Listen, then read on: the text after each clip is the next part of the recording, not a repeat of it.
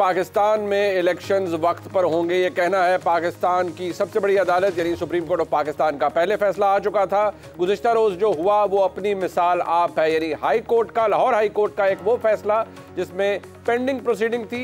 नई एक बेंच जो था वो तश्कील दिया जा चुका था। उस बेंच ने 18 तारीख को समाअत करनी थी। एक नोटिफिकेशन को मुअत्तल किया लाहौर हाई कोर्ट के एक मोअज़्ज़ज़ जज ने। वो ऑर्डर ठीक था या गलत था, लेकिन कहने वाले ये भी कहते हैं कि ये वो प्रैक्टिस थी जो कि आमतौर पर अडॉप्ट की जाती है कि जो मामला कि मातहत अदालत में या किसी हाई कोर्ट के अंदर पेंडिंग हो, सुप्रीम कोर्ट अपीलेट जुरिस्डिक्शन के अंदर फौरी तौर पर एक इंटरिम ऑर्डर के खिलाफ अपील नहीं सुनती। लेकिन यहाँ पर नोटिस दिया गया, इज़्ज़त माब चीफ जस्टिस साहब ने खुद सदारत की, उस बेंच की सरबराही की, मौजूद थे वो गुज़िश्ता रोज़ की समाअत में, और बड़ी डैमनिंग इंडाइटमेंट दी गई। जो मोअज़्ज़ज़ जज साहब जिन्होंने लाहौर हाई कोर्ट के अंदर फैसला लिखा, उनके खिलाफ भी जो बात की गई उस पर भी बहुत एतराज़ हुए। लेकिन सवाल यह है कि पाकिस्तान तहरीक इंसाफ ने ये रिट पिटिशन आखिर लाहौर हाई कोर्ट में दायर की क्यों थी? क्या ये महज इलेक्शन डिले करवाने के लिए की गई थी, या जेन्युइन कंसर्न है पाकिस्तान तहरीक इंसाफ का कि जो लोग पाकिस्तान की जो एडमिनिस्ट्रेशन है यानी इंतज़ामिया से लिए जाएंगे, सिविल ब्यूरोक्रेसी से आएंगे, वो वाकई साफ और शफाफ इंतखाबात नहीं करवा सकते। लेकिन अगर देखा जाए तो पाकिस्तान के अंदर आज अगर पाकिस्तान तहरीक इंसाफ ये कह रही है कि जो आरओज़ या DROs बाकायदा तौर पर सबॉर्डिनेट जुडिशरी यानी मातहत अदलिया से लिए जाएं, तो इसकी तारीख बिल्कुल भी रोशन नहीं है। अगर लोगों को याद हो, मैं इस वक्त वो क्लिप्स नहीं चला सकता क्योंकि कुछ पाबंदियां हैं, लेकिन वो ये इमरान खान ही थे जिन्होंने 2013 के इंतखाबात से पहले मुकम्मल एतमाद किया पाकिस्तान की अदलिया पर कि इंतखाबात बिल्कुल साफ और शफाफ होंगे। लेकिन जैसे ही 2013 के इंतखाबात हुए तो इमरान खान साहब ने कहा कि पाकिस्तान की अदलिया का किरदार शर्मनाक था। याद रहे कि उन इलेक्शंस के अंदर आरओज़ या DROs मातहत अदलिया से लिए गए थे और इन्हीं के ऊपर एतराज़ इमरान खान साहब ने किया था। तो आज पाकिस्तान तहरीक इंसाफ को ये कैसे और क्यों कर लगता है कि जो अब इंतखाबात होंगे उनमें अगर सबॉर्डिनेट जुडिशरी से लोग लिए जाएंगे तो फिर इंतखाबात बिल्कुल साफ और शफाफ होंगे? और साथ ही साथ क्या मातहत अदलिया के अलावा अगर सिविल ब्यूरोक्रेसी से लोग लिए जाते हैं, किसी प्रोविंशियल गवर्नमेंट से लोग लिए जाते हैं, AC और DC डिस्ट्रिक्ट रिटर्निंग अफसर या रिटर्निंग अफसर बनाए जाते हैं, तो क्या ये बात साफ शफाफ है कि वो धांधली ही करवाएंगे? और क्या ये बात तय है, क्या उनके तहत धांधली करवाना इतना ही आसान है? ये मामलात ऐसे हैं, ये सवाल ऐसे हैं जिनके हवाले से डिस्कशन ज़रूरी है। पाकिस्तान की सियासत के ऊपर इनका बहुत बड़ा इम्पैक्ट होने जा रहा है।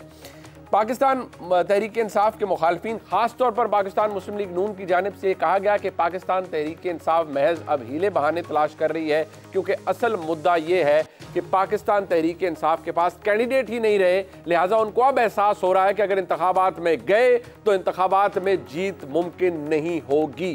एक तरफ पाकिस्तान तहरीक इंसाफ रियासती जबर की बात करती है, दूसरी तरफ ये कहती है कि अगर रियासती जबर से कोई बचा सकता है तो वो पाकिस्तान की अदलिया है। यानी एहसन इकबाल साहब ये बात बड़ी क्लियरिटी से कर रहे हैं। इसके हवाले से पाकिस्तान तहरीक इंसाफ की जानिब से अगर कोई मौक़िफ़ आया है तो वो चौधरी मोहन सिलाई का आया है, और उन्होंने अपने इस वीडियो पैगाम में क्या कहा है जरा ये भी सुन लीजिए। ब्यूरोक्रेसी इजाज़त के बगैर बाथरूम तो जा नहीं सकती, शफाफ इलेक्शन इन्होंने कैसे कराने हैं? हमारा मौक़िफ़ आज भी वही है कि इलेक्शंस होने चाहिए जुडिशरी के थ्रू, जिस तरह हमेशा होते हैं।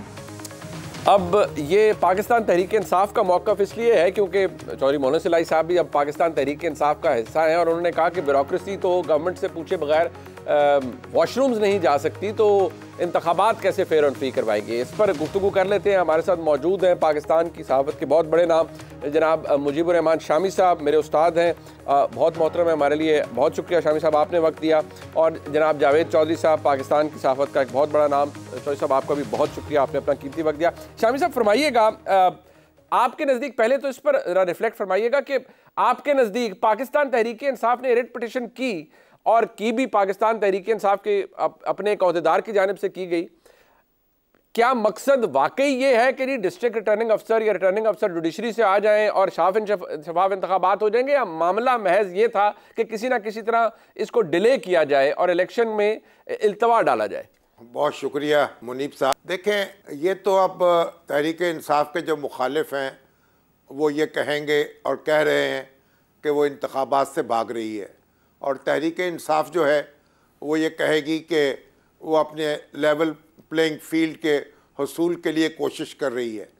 मुझे इस बात से तो इत्तफाक नहीं है कि ये दरख्वास्त जो है वो इंतखाबात के इल्तवा के लिए दायर की गई। तहरीक इंसाफ जो है उसमें कोई नज़्म व ज़ब्त का फुकदान है और वकीलों की बड़ी तादाद उसमें शामिल है, और अब तो उसके ओहदेदार जो हैं वो भी वकील हैं। तो मेरा ख्याल है कि ये एक बदनज़मी में या सोचे समझे बग़ैर बाज़ औक़ात दरख्वास्तें दायर कर दी जाती हैं, और ये दरख्वास्त दायर की गई लेकिन इसको सोचा नहीं गया कि इसका नतीजा क्या निकल सकता है। और इसीलिए ख़ुद अली ज़फ़र साहब जो हैं उन्होंने भी ये बात तस्लीम की कि ये दरख्वास्त जो है वो दायर नहीं होनी चाहिए थी और इसका तासुर जो है अच्छा नहीं गया। मसला ये है कि अगर ये जो आरओज़ और डिप्टी आरओज़ जो हैं या उनके असिस्टेंट्स जो हैं अगर इंतज़ामिया से मुकर्रर नहीं होते तो कहाँ से मुकर्रर होंगे। देखिए 2018 में भी ये इंतज़ामी अफसरान ही थे जी। और 2013 में जब अदलिया के अफसरों ने इंतखाबात कराए थे तो ख़ुद इमरान खान साहब ने बहुत शदीद एतराज़ किया था और बहुत शदीद नुक्ताचीनी की थी इफ्तिखार चौधरी साहब पर। और ख़ुद हमारे जो आसिफ अली जरदारी साहब हैं वो तो बयान देते थे कि ये तो आरओज़ के इलेक्शन थे और ये इलेक्शन जो हैं आज़ादाना या मुनसफ़ाना नहीं थे। तो पाकिस्तानी सियासत का ये अलमिया है कि जो भी इसके करीब आएगा वो मुतनाज़ा हो जाएगा और या उसे मुतनाज़ा बना दिया जाएगा। तो अदलिया जो है अब जाहिर है कि वो अपना दामन छुड़ाकर राह फरार इख्तियार कर ली उसने, और ये बात बताया गया हाई कोर्ट्स की तरफ से कि भाई हम अपने अरकान जो हैं अदलिया के उनको नहीं दे सकते इंतज़ामी ड्यूटी के लिए। जावेद चौधरी साहब, क्रूड रियलिटी है कि किसी भी हुकूमत के ताबे होते हैं डिस्ट्रिक्ट के जितने भी इंतज़ामिया है या प्रोविंशियल गवर्नमेंट की इंतज़ामिया, तो उनसे शफाफियत एक्सपेक्ट करना एक ऐसे माहौल के अंदर जहाँ इतनी डिवीज़न है, जहाँ इतनी पोलराइजेशन है, जहाँ एक जमात कह रही है कि हम रियासती जबर का शिकार है, इस इल्ज़ाम में या इस डाउट के अंदर कितना वज़न है कि ये तो वो करेंगे जो हुकूमतें इन्हें कहेंगी? देखिए, आपके सवाल के दो जवाब हो सकते हैं। पहला जवाब तो ये है कि आप किसी भी डिपार्टमेंट से लें, क्योंकि इलेक्शन कमीशन आपके पास 3 ऑप्शंस होते हैं जहां से वो आरओज़ और डीआरओज़ ले सकते हैं। पहला ऑप्शन उनके पास ये होता है कि अदलिया से ले लें वो, दूसरा ऑप्शन उनके पास ये होता है कि वो इंतज़ामिया से ले लें, और तीसरा ऑप्शन उनके पास होता है कि वो तालीम के शोबे से ले लें।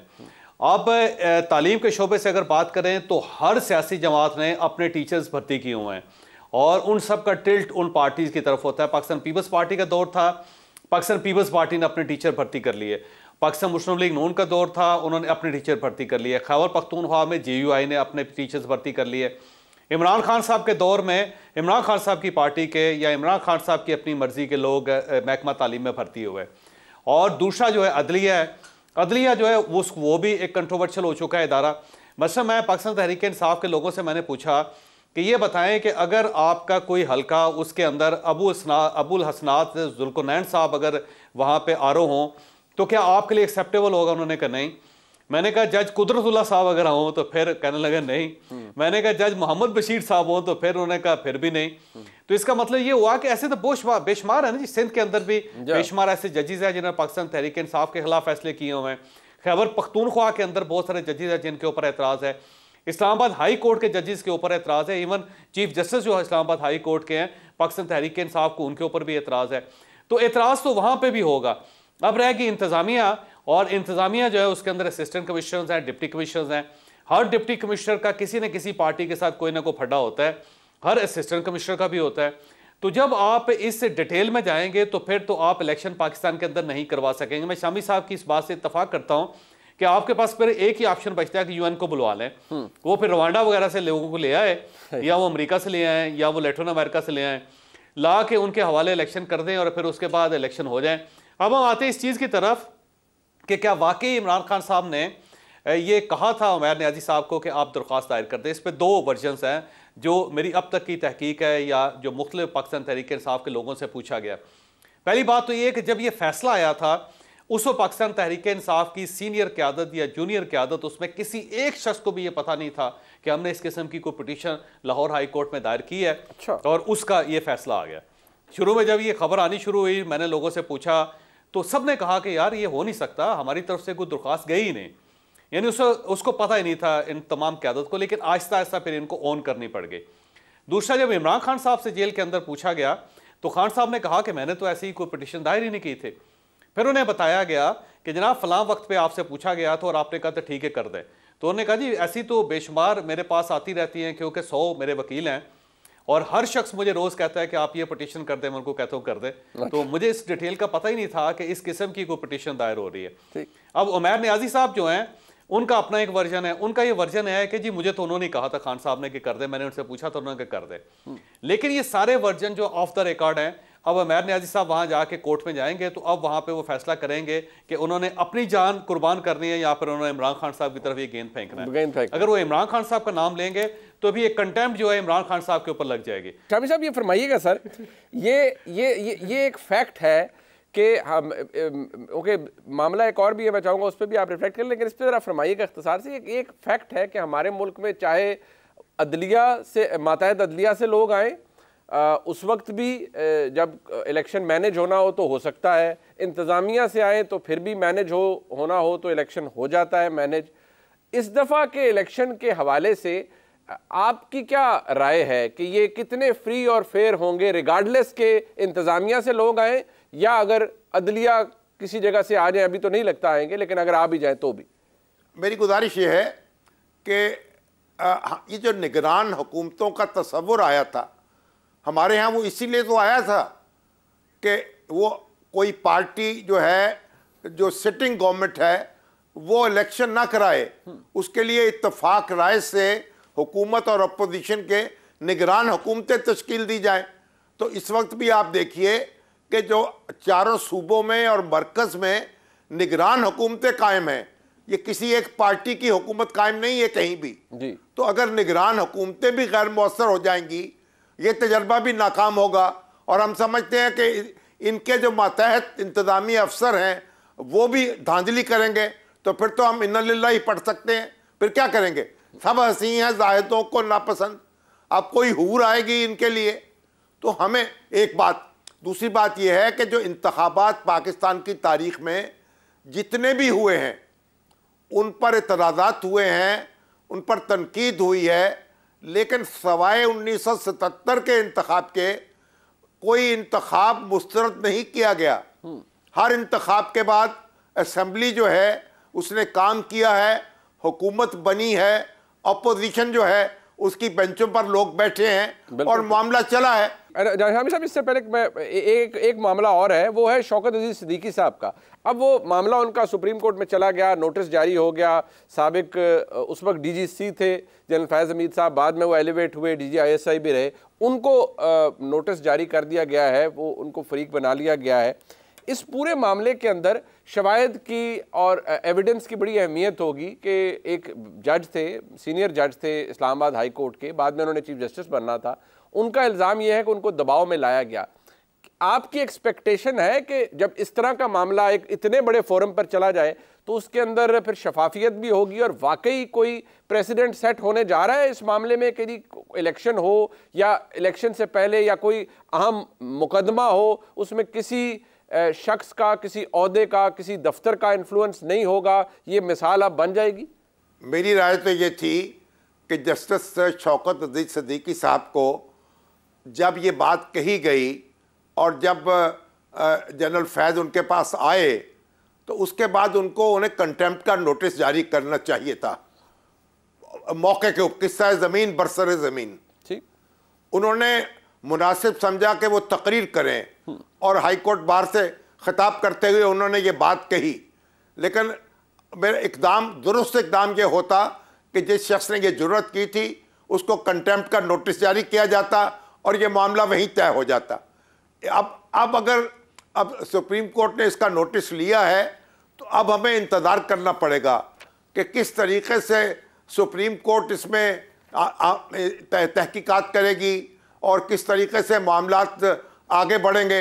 जावेद चौधरी साहब, अब आपके नज़दीक कोई मिसाल बनेगी या अगर जनरल फैज़ हमीद साहब आते हैं, साबिक सरबराह हैं, DGI रहे, बड़े अहम ओहदे पर, बड़े बासर शख्सियत थे, वो आके कह देंगे कि नहीं जी ये इल्ज़ाम गलत है, तो मामला वहीं ठप हो जाएगा? या आपको लगता है कि नहीं, जब तक जनाब जस्टिस काजी फाइज़ साहब है इसमें कोई कमीशन बनेगा? इसमें सर एक चीज़ उसमें बड़ी फिशी सी है, वो ये है कि जो जनरल फैज़ हमीद साहब थे वो जस्टिस शौकत सिद्दीकी साहब के घर गए थे जी। वो ना तो उन्होंने ऑफिस में बुलाया था उन्हें, ना उनके ऑफिस गए थे। तो एक सवाल ये उठेगा कि शौकत अजीज सिद्दीकी साहब ने अपने घर पे इंटरटेन क्यों किया था? वो उनसे कह सकते थे जी मैं दफ्तर नहीं मिलता, और उस पर क्योंकि ब्रिगेडियर रामे साहब का नाम आ रहा है कि उन्होंने ये तैयार किया था शौकत अजीज सिद्दीकी साहब को कि वो घर आना चाह रहे हैं, आप उनसे मिल लें। तो वो एक सवाल तो शौकत अजीज सिद्दीकी साहब से ये पूछा जाएगा कि आपने घर में क्यों उनको आने दिया? आप उनको कहते हैं कि जी कोई ऑफिशियल काम है तो आप चीफ जस्टिस से रब्ता करें, या फिर आप ऑफिस मेरे आ जाएं, या आप अपना वकील भिजवा दें। तो जब आप प्राइवेटली मिल रहे हैं तो फिर उसके बाद एक सवाल तो उठता है ये। दूसरा इसमें इशू ये है कि जब इन्होंने 4 लोगों के नाम दिए थे शुरू में, 3 और ब्रिगेडियर से जो रिटायर्ड थे, तो उस वक्त मेरी इंफॉर्मेशन के मुताबिक इनके अपने कोलीग्स ने इनको समझाया कि जब आप पूरे इदारे के नाम दे देंगे तो फिर इदारा उनके साथ खड़ा हो जाएगा, क्योंकि वो सब मुताहिद ऑफिसर्स हैं।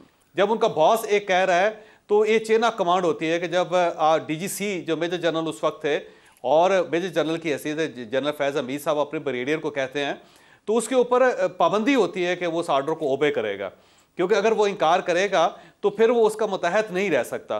तो जब आप 3 उनके मुताहिदों को जो बाद में रिटायर भी हो गए, जब उनको आप नोटिस देंगे तो फिर इदारा उनकी सपोर्ट करेगा। तो फिर उसके बाद मेरी ज़ाती इंफॉर्मेशन भी ये है कि उनमें से 2 लोगों के नाम निकाल लिए गए और सिर्फ 2 लोगों के नाम रखे गए, जनरल फैज़ हमीद साहब का और ब्रिगेडियर रामे साहब का। तो अब सवाल फिर वही है कि क्या आप उनको अदालत में बुला सकेंगे? मेरा नहीं ख्याल कि अदालत में बुलाया जा सकेगा। बहुत शुक्रिया।